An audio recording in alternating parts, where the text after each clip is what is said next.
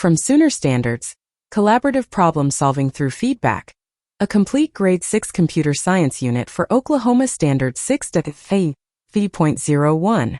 Students learn to seek and incorporate feedback from team members to refine a solution to a problem.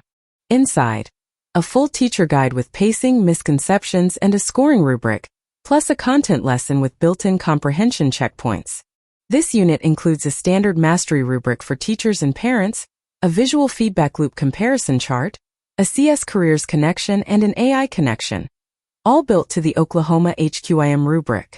Plus a 12-question assessment with answer key, group and individual activities, vocabulary puzzles, a family letter, and a certificate of achievement.